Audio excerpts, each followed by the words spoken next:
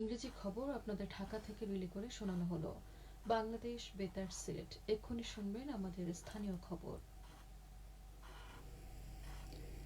আসসালামু আলাইকুম। আজ বৃহস্পতিবার 31শে বৈশাখ 25শে জিলকদ 14ই মে। বাংলাদেশ বেতার সিলেট। সংবাদ পড়ছি রেজাউল করিম রাব্বি। বর্তমান সরকারের নির্বাচনী ইশতেহারের আলোকে তথ্য সম্প্রচার মন্ত্রণালয়ের অধীন গণসংযোগ অধিদপ্তরের 180 দিনের কর্মপরিকল্পনা ও সম্পাদিত কার্যক্রম বিষয়ে সিলেটে এক প্রেস ব্রিফিং অনুষ্ঠিত হয়েছে। গতকাল সিলেটে জেলা প্রশাসক কার্যালয়ের সম্মেলন কক্ষে জেলা তথ্য অফিস এই ব্রিফিং এর আয়োজন করে। প্রেস ব্রিফিংয়ে সিলেট জেলা তথ্য অফিসের সহকারী তথ্য অফিসার আফসানা আক্তার সাংবাদিকদের বিস্তারিত অবহিত করেন। তিনি সরকারের বিভিন্ন জনকল্যাণমূলক উদ্যোগ ও সামাজিক নিরাপত্তার কর্মসূচির সুফল তুলে ধরেন। এর মধ্যে ফ্যামিলি কার্ড বিতরণ, খাল খনন, দেশব্যাপী বৃক্ষরোপণ অভিযান, নারীর সুরক্ষায় বিশেষ গাড়ি সার্ভিস, কৃষক কার্ডের সুবিধা এবং কৃষি ঋণ মওকুফ সংক্রান্ত সরকারের ইতিবাচক পদক্ষেপগুলো সমূহ নিয়ে আলোচনা করেন। সহকারী তথ্য অফিসার বিগত 3 মাসে সিলেট জেলা তথ্য অফিসের মাঠ পর্যায়ে সম্পাদিত প্রচার ও গণযোগাযোগ কার্যক্রমের অগ্রগতিও সভায় উপস্থাপন করেন। প্রিন্ট ও ইলেকট্রনিক মিডিয়ার প্রতিনিধিগণ উপস্থিত ছিলেন। সিলেটের গোয়াইনঘাটে উপজেলার তোয়াকুল কলেজের নতুন ভবন নির্মাণের জন্য 5 কোটি টাকার বরাদ্দ অনুমোদন দেওয়া হয়েছে। এ উপলক্ষে আগামী 16 মে সকাল 11টায় কলেজ প্রাঙ্গণ ভবনের ভিত্তি প্রস্তর স্থাপন অনুষ্ঠান অনুষ্ঠিত হবে। অনুষ্ঠানে প্রধান অতিথি হিসাবে উপস্থিত থাকবেন গণপ্রজাতন্ত্রী বাংলাদেশ সরকারের শ্রম ও কর্মসংস্থান এবং প্রবাসী কল্যাণ ও বৈদেশিক কর্মসংস্থান মন্ত্রী এবং সিলেট 4 আসনের সংসদ সদস্য আরিফুল হক চৌধুরী।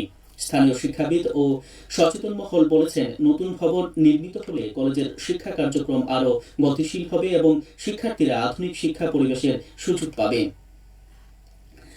সিলেটের গ্রাম আদালত কার্যক্রমের প্রচারণার বৃদ্ধিতে অংশীজনদের সমন্বয় সভা অনুষ্ঠিত হয়েছে গতকাল। জেলা প্রশাসকের কার্যালয়ে অনুষ্ঠিত সভায় প্রধান অতিথি ছিলেন জেলা প্রশাসক মোহাম্মদ সারোয়ার আলম। তিনি বলেন, গ্রাম আদালত সরকারের একটি ফলপ্রসূ উদ্যোগ। পারিবারিক এবং স্থানীয় পর্যায়ের ছোটখাটো বিরোধগুলো গ্রাম আদালতের মাধ্যমে সহজে সমাধান করা সম্ভব।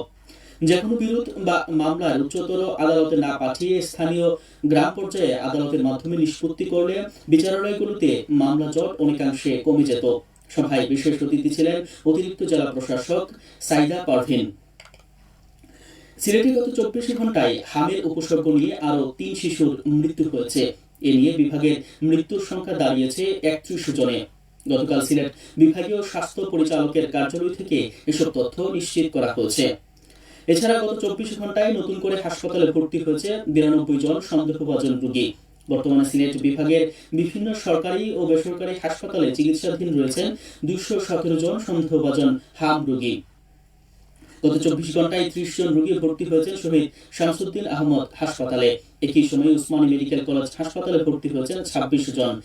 এ পর্যন্ত সিলেটে হাম শনাক্ত হওয়া রোগীর সংখ্যা দাঁড়িয়েছে 147 জনে।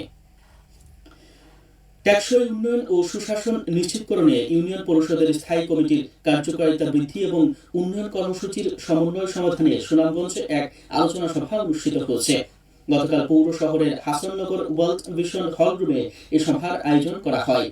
সভায় বাল্যবিবাহ ও শিশু শ্রম মুক্ত সমাজ গঠন, বিদ্যালয়ে ঝরে পড়া রোধ এবং স্থানীয় পর্যায়ে জনসচেতনতা বৃদ্ধির বিভিন্ন দিক নিয়ে আলোচনা করা হয়। এ সময় উপস্থিত ছিলেন বিভিন্ন ইউনিয়ন পরিষদের প্রতিনিধি ও স্থানীয় গণ্যমান্য ব্যক্তিবর্গ। সিলেটের গোয়াইনঘাট উপজেলায় সদর ইউনিয়নে উলিরখাল নদীর উপর একটি সেতু নির্মাণের উদ্যোগ নেওয়া হয়েছে। এ লক্ষ্যে শ্রম কর্মসংস্থান এবং প্রবাসী কল্যাণ ও বৈদেশিক কর্মসংস্থান মন্ত্রী আরিফুল হক চৌধুরীর নির্দেশনায় উপজেলার প্রকৌশলী নেতৃত্বে সেতু নির্মাণ স্থলে সম্ভাব্যতা যাচাই কার্যক্রম সম্পূর্ণ করা হয়েছে। সিলেটের 6টি সংসদীয় আসনের গ্রামীণ অবকাঠামোর উন্নয়নে 1 কোটি 80 লাখ টাকার টিআর বরাদ্দ প্রদান করা হয়েছে। জেলার 6টি আসনের প্রতিনিধি নির্বাচনী এলাকার জন্য 30 লাখ টাকা হারে এই অর্থ সংসদ সদস্যগণের অনুকূলে বরাদ্দ দেওয়া হয়েছে। এই বিশেষ তহবিলের মাধ্যমে গ্রামীণ রাস্তাঘাট, মসজিদ, মন্দির, গির্জা, কবরস্থান, ঈদগাহ এবং মাদ্রাসার মতো স্থাপনাগুলো জরুরি মেরামত ও উন্নয়ন কাজ বাস্তবায়ন করা হবে। এই কর্মসূচির আওতায় প্রতিটি প্রকল্প গ্রহণ, অনুমোদন এবং বাস্তবায়নের কাজ আগামী 30 মের মধ্যে সম্পন্ন করতে হবে। সবশেষে আবহাওয়া। আজ বেলা 1টা পর্যন্ত পূর্বাভাসে বলা হয়েছে সিলেট ও পার্শ্ববর্তী এলাকায় পশ্চিম উত্তর পশ্চিম দিক থেকে অস্থায়ীভাবে ঘন্টায় সর্বোচ্চ 60 কিলোমিটার বেগে ঝোড়ো হাওয়া বয়ে যেতে পারে। সেই সঙ্গে হতে পারে বৃষ্টি অথবা বজ্রসহ বৃষ্টিপাত। এসব এলাকায় নদীবন্দর সমূহকে 1 নম্বর সতর্কতা সংকেত দেখিয়ে যেতে বলা হয়েছে। আজ সিলেটে সূর্যোদয় হয়েছে 5টা 9 মিনিটে এবং সূর্য অস্ত যাবে সন্ধ্যে 6টা 29 মিনিটে। সংবাদ শেষ হলো। পরবর্তী স্থানীয় সংবাদ প্রচারিত হবে দুপুর 1টা বেজে 5 মিনিটে।